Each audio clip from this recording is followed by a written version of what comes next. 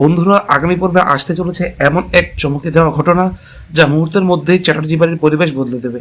এতদিন বনলতাকে ঘিরে যত আলোচনা চলছিল, হঠাৎ করেই তার মোড় ঘুরে যাবে লাজুকে কেন্দ্র করে। পর্বের শুরুতে দেখা যায় বাড়ির সবাই ড্রয়িং রুমে বসে আছে। বনলতা এবং অনুভবের তর্কের রেশও তখনও কাটেনি। ঠিক সেই সময় লাজু হঠাৎ মাথা ঘুরে মেঝেতে পড়ে। সবাই দৌড়ে তার কাছে চলে আসে। অনুভব উদ্বিগ্ন হয়ে বলে, রাজু তোমার কি হয়েছে? শরীর খারাপ লাগছে? লাজু কোনো উত্তর দিতে পারে না, তার মুখ ফ্যাকাশে হয়ে যায়। কিছুক্ষণ পর বাড়ির একজন প্রবীণ সদস্য বলেন, এভাবে আর দেরি করা যাবে না, ওকে এখনই ডাক্তারের কাছে নিয়ে যেতে হবে। দ্রুত রাজুকে হাসপাতালে নিয়ে যাওয়া হয়। কিছু সময় পর চিকিৎসক রিপোর্ট হাতে নিয়ে বাইরে আসেন। সবাই উৎকণ্ঠা নিয়ে তার দিকে তাকিয়ে থাকে। চিকিৎসক শান্ত গলায় বলেন, রিপোর্টে এমন একটি বিষয় এসেছে যা নিশ্চিত করার জন্য আরও কিছু পরীক্ষা দরকার। এই কথা শুনে সবাই আরও চিন্তিত হয়ে পড়ে। পরবর্তী পরীক্ষার ফল আসার পর চিকিৎসক জানান, প্রাথমিক রিপোর্টে লাজুর গর্ভধারণের সম্ভাবনার ইঙ্গিত পাওয়া গেছে, তবে নিশ্চিত হওয়ার জন্য আরও পরীক্ষা করা হবে। এই কথা শুনে পুরো পরিবার স্তব্ধ হয়ে যায়। বনলতা বিস্ময়ে লাজুর দিকে তাকিয়ে থাকে। অনুভব কয়েক মুহূর্ত কোনো কথা বলতে পারে না। ঘরের পরিবেশ মুহূর্তের মধ্যে ভারী হয়ে ওঠে। কেউ যেন বিশ্বাস করতে পারছে না এমন খবর হঠাৎ করে কিভাবে সামনে এলো। এদিকে লাজু চোখে জল নিয়ে শুধু একটি কথাই বলছে, আমিও জানি না কিভাবে এমন রিপোর্ট এলো। এরপর কি হবে? রিপোর্ট কি সত্যিই ঠিক, নাকি এর পিছনে লুকিয়ে আছে আরো বড় কোনো রহস্য? হাসপাতালের করিডোরে তখন নিস্তব্ধতা। চিকিৎসকের কথা শোনার পর কেউই যেন কি বলবে বুঝে উঠতে পারছে না। লাজু নিজেও হতভম্ব হয়ে বসে আছে, তার চোখে মুখে স্পষ্ট বিভ্রান্তি। অনুভব ধীরে ধীরে লাজুর পাশে এসে বসে শান্ত গলায় বলে, কেউ এখন কোনো সিদ্ধান্তে পৌঁছাবে না, সব পরীক্ষা শেষ না হওয়া পর্যন্ত আমরা অপেক্ষা করব।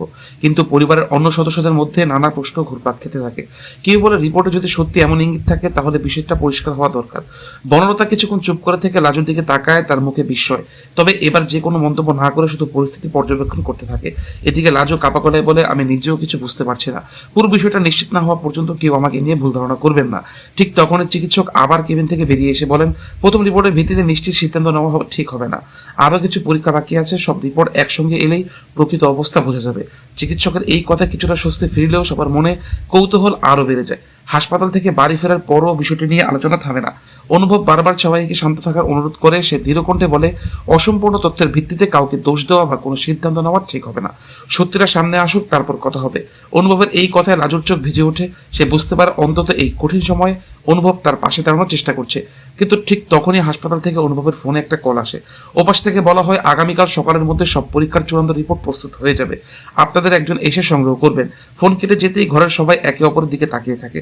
আগামীকাল রিপোর্টের কি বের হবে? প্রাথমিক রিপোর্ট কি ঠিক ছিল, নাকি এই ঘটনার পেছনে রয়েছে সম্পূর্ণ ভিন্ন কোনো রহস্য? এসব প্রশ্নের উত্তর মিলবে শেষ অংশে। পর্বের শেষ দৃশ্যে দেখা যায়, পরদিন সকাল থেকে চ্যাটার্জি বাড়ির সবাই চূড়ান্ত রিপোর্টের অপেক্ষা অস্থির হয়ে রয়েছে। লাজু সারা রাত একটু ঘুমাতে পারেনি। অন্যদিকে অনুভব বারবার হাসপাতালের দিকে যাওয়ার প্রস্তুতি নিচ্ছে। কিছুক্ষণ পর অনুভব হাসপাতালে পৌঁছে চিকিৎসকের কাছ থেকে সব রিপোর্ট সংগ্রহ করে। বাড়িতে ফিরে সবাইকে নিয়ে ড্রয়িং রুমে বসে খামটি খুলে। পুরো ঘরে তখন নিস্তব্ধতা। চিকিৎসক রিপোর্টে যা লিখেছেন তা পড়ে অনুভব গভীর শ্বাস নিয়ে বলে, সবাই শান্ত হও। প্রথম রিপোর্ট নিয়ে যা বিভ্রান্তি তৈরি হয়েছিল সেটি নিশ্চিত ফল ছিল না। চূড়ান্ত পরীক্ষার আগের সন্দেহের সত্যতা পাওয়া যায়নি। এই কথা শুনে লাজু যেন স্বস্তির নিঃশ্বাস ফেলে। তার চোখ দিয়ে জল গড়িয়ে পড়ে। এতক্ষণ ধরে যে মানসিক চাপ সে সহ্য করেছিল তার জন্য এক মুহূর্তে হালকা হয়ে যায়। অনুভব লাজুর দিকে তাকিয়ে বলে, দেখলে, তাই আমি সবাইকে বলেছিলাম পুরো রিপোর্টটা না দেখে কোনো সিদ্ধান্ত পৌঁছানো উচিত নয়। পরিবারের সদস্যরা বুঝতে পারে অসম্পূর্ণ তথ্যের ভিত্তিতে ভুল ধারণা করা কত বড় সমস্যা তৈরি করতে পারে। বনলতা কিছুক্ষণ নীরব থেকে ধীরে ধীরে লাজুর কাছে এগিয়ে আসে। সে বলে, তোমাকে নিয়ে অনেক কথা হয়েছে, আমি চাই না আর কোনো ভুল বোঝাবুঝি আমাদের সম্পর্ককে আরো জটিল করে তুলুক। লাজুও শান্ত করে উত্তর দেয়, সত্যিটা সামনে এসেছে, এটাই সবচেয়ে বড় কথা।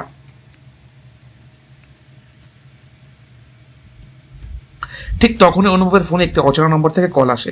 বার্তায় লেখা, যে ভুল বোঝাবুঝি আজ শেষ হলো তার চেয়ে বড় একটি সত্য খুব শিগগিরই সামনে আসবে, প্রস্তুত থেকো।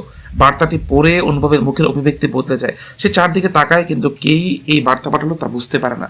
লাজু অবাক হয়ে জিজ্ঞেস করে, কি হয়েছে, কে মেসেজ করেছে?